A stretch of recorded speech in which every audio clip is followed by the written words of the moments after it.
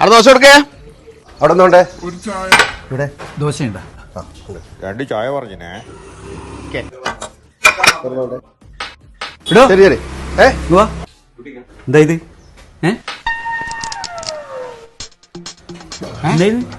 എന്തെന്ന് അല്ല